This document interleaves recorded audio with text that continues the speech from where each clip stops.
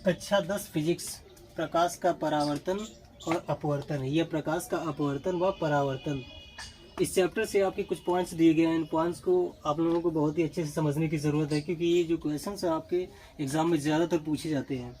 तो चलिए बिना किसी देरी की वीडियो स्टार्ट करते हैं। सबसे पहले आपकी जो हेडिंग दी गई है वो है प्रकाश। तो प्रकाश क्या चीज़ होता है, इस चीज़ को पहले बताते हैं, ठीक है।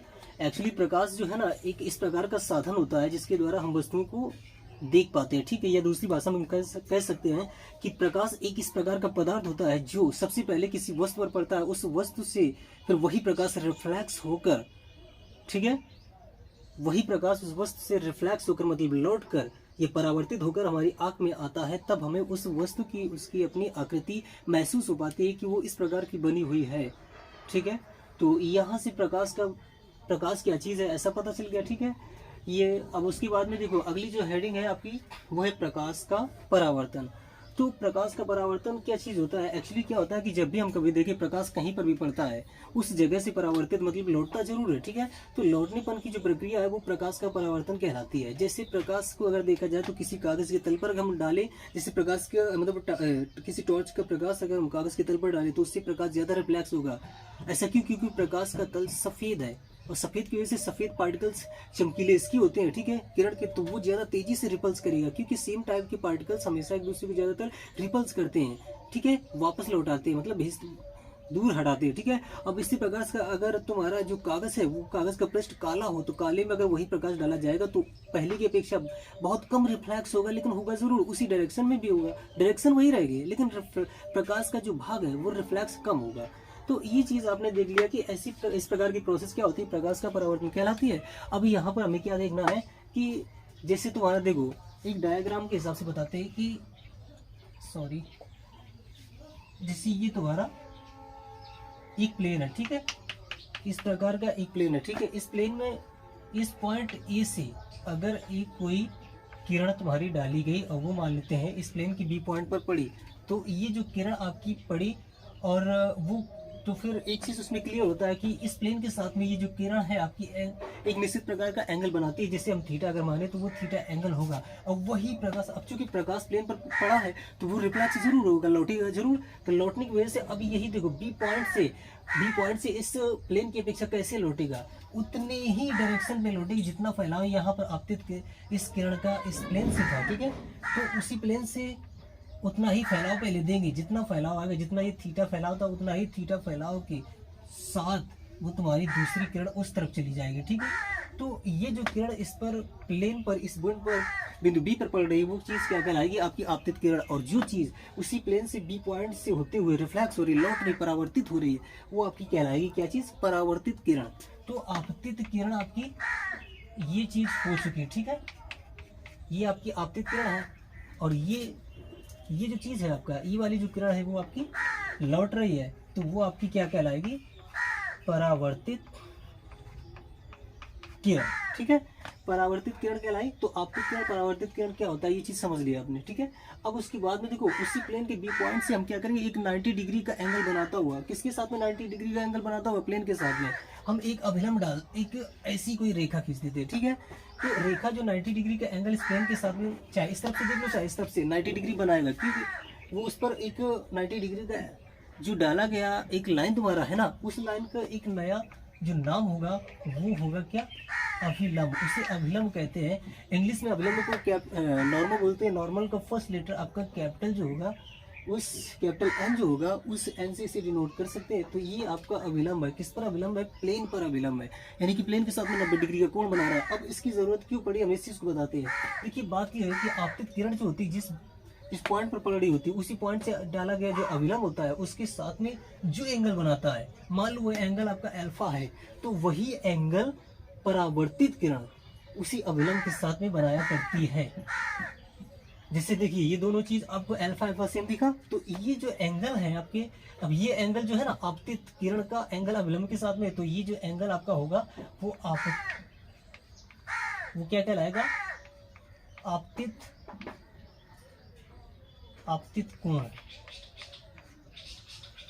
आपतित कोण कहलाएगा, ठीक है। अब ये जो आपतित कोण को आप आपतन कोण भी कह सकते हैं, आपतित कोण ऐसा कुछ भी कह सकते हैं। और ये जो एंगल है आपका जो परावर्तित किरण अभिलंब के साथ में बना रही है वो चीज क्या होगा, आपका परावर्तित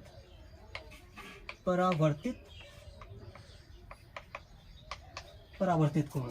तो ये देखो आपका परावर्तित कोण ये है और ये आपका आपतित कोण हो गया। आपतित किरण के अकॉर्डिंग आपतित कोण बना, ठीक है, और परावर्तित किरण के द्वारा परावर्तित कोण आपका बना, और ये दोनों कोण अभिलंब के सापेक्ष बन रहे हैं, नॉर्मल के सापेक्ष, ठीक है। अब देखिए एक चीज और है, एक चीज यहाँ पर वो चीज क्या है कि ये देखो आपतित किरण, परावर्तित किरण और अभिलंब तीनों प्लेन पर एक ही पॉइंट जो कि बी है, बी पर मिल रहे हैं, ठीक है। तो ये जो बी पॉइंट होगा इस समय आपका क्या कहलाएगा, आपतन बिंदु।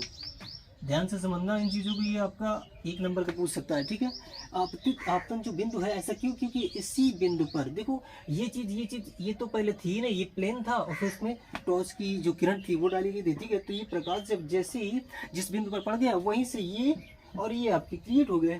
तो जब ये तीनों पॉइंट जहाँ पर प्लेन पर मिले वही चीज़ आपका आपतन बिंदु बन जाता है। और आपतन बिंदु इसे क्यों नाम दिया गया है, क्योंकि यहाँ पर प्रकाश आपतित हुआ था, मतलब प्रकाश डाला गया था, ठीक है। उसी की वजह से ये दोनों चीज़ें क्रिएट हुई, तभी ये तीनों रेखाएं एक जगह पर मिली, तो उसी पॉइंट को आपका आपतन बिंदु कहा गया। तो आपतन बिंदु नाम की जो बात थी वो भी आपकी खत्म हो चुकी है। अब आगे देखते हैं क्या चीज़ है।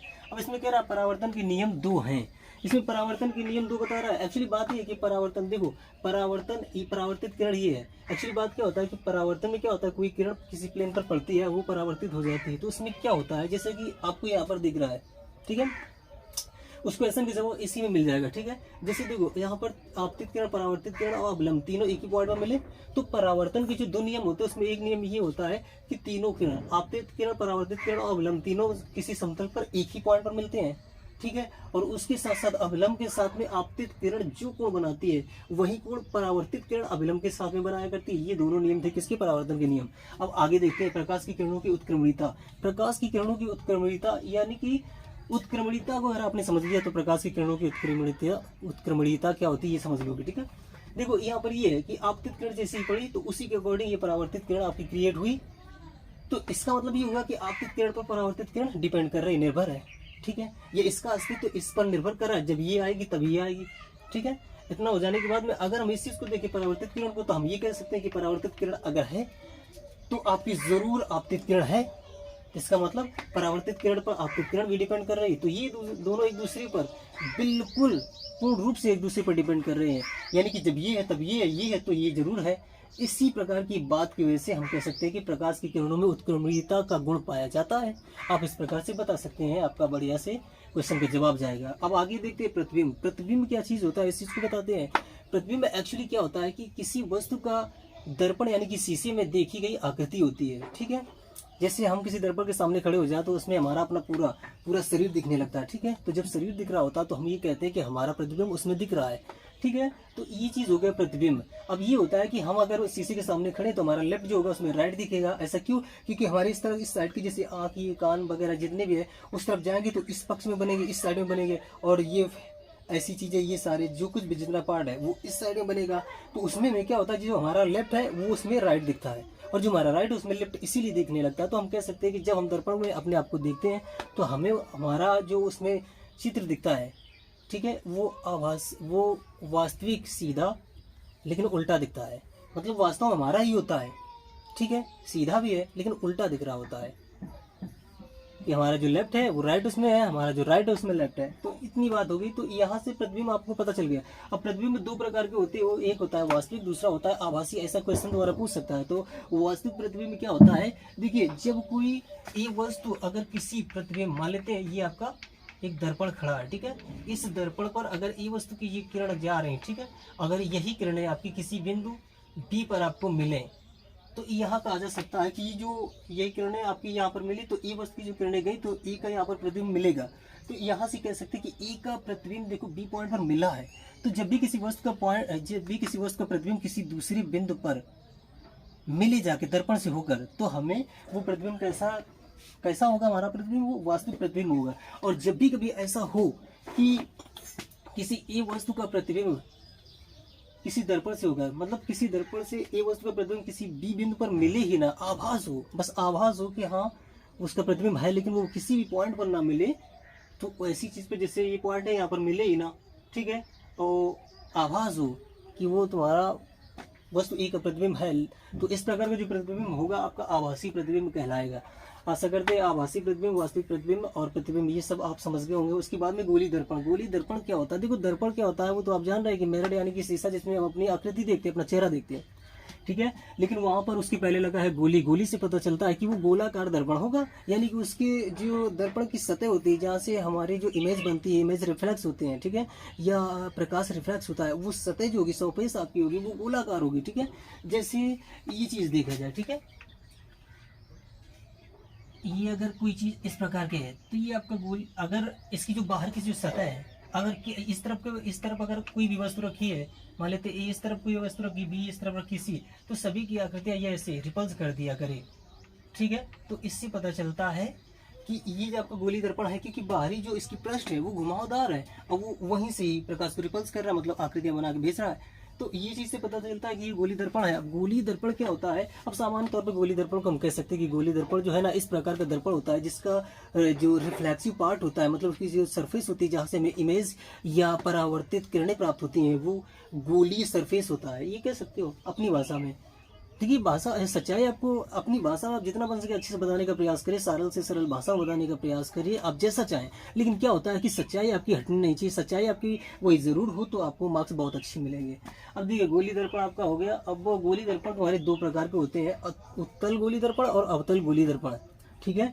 या उसे सामान्य तौर पे आप उत्तल दर्पण और अवतल दर्पण बोल सकते हैं। उत्तल दर्पण किस प्रकार का होता है ये चीज बताते हैं, ठीक है। उत्तल दर्पण जो होता है आपका, उत्तल दर्पण में जो उभरा हुआ भाग होता है, ठीक है, उभरा हुआ भाग से किसी वस्तु की आकृतियां या किसी वस्तु के प्रतिबिंब बना करते हैं, और जो खाली भाग होता है वहां पर लेप लगी होती है। इस चीज को समझ लेना। उत्तल दर्पण में क्या होता है कि जो उभरा हुआ भाग होता है वहीं से ही किसी वस्तु की आकृति या उसी वहीं से ही किसी वस्तु की आकृति की जो कण होते हैं, किरणें होती है, वो वापस करता है। मतलब यहाँ से इमेज देखने को मिलती है उभरे हुए भाग से, और जो खाली भाग होता है वहाँ पर क्या होता है, लेप लगी होती है। लेप लगी होने की वजह से ही ये इमेज दे पाएगा, नहीं तो इमेज नहीं दे पाएगा, ठीक है। लेप इसलिए लगाते हैं क्योंकि इमेज इस वस्तु के प्रत्येक जो पॉइंट्स है, पॉइंट तुम्हारे रिफ्लेक्स हो जाएंगे। अगर ये लेप नहीं लगा होगा तो वो पॉइंट रिफ्लेक्स ना हो गए, आर पार हो गए, आनंद में चले जाएंगे, और इस चीज की एक भी आकृति हमें दिखेगी नहीं, क्योंकि इसके जो सारे पॉइंट्स थे आनंद में चले गए, जहाँ तक हम देख ही नहीं सकते हैं। बात ये है, ठीक है। तो उत्तल दर्पण क्या हुआ आपने समझ लिया। अब अवतल दर्पण को समझते हैं। अवतल जो दर्पण आपका होता है वो इस प्रकार का होता है, ठीक है। दोनों सेम लग रहे होंगे, बस एक दूसरे को पलटा के, जैसे ऐसा लग रहा है जैसे पलटा के रख दिया है, तो वो बात सही है, ऐसा ही रखा है। लेकिन क्या होता है कि अवतल दर्पण में आपका जो किसी वस्तु की आकृति देने वाला जो भाग होता है वो भी घुमावदार होता है, लेकिन वो अंदर गहराई की ओर होता है, ठीक है, गहरा हुआ भाग होता है, ये इस प्रकार से, ठीक है। और बाहर की तरफ उसमें लेप लगी होती है, इस प्रकार से। तो अवतल दर्पण आपका किस प्रकार का होता है कि उसका जो अंदर वाला जो अंदर का जो खाली वाला घुमावदार सतह होती है, उसी सतह से ही किसी वस्तु की आकृति या उसकी किरणें वापस परावर्तित हुआ करती है, मतलब इमेज वहीं से ही दिखती है। और जो उभरा हुआ भाग होता है अवतल दर्पण में, वहाँ पर लेप लगी होती है। तो ये थे हमारे कुछ पॉइंट, जो पॉइंट आशा करता हूँ आपको बहुत अच्छे से समझ में आए होंगे। और इसी प्रकार के हमारे और सारी वीडियोज़ देखने के लिए आप हमारे चैनल को सब्सक्राइब जरूर कीजिए।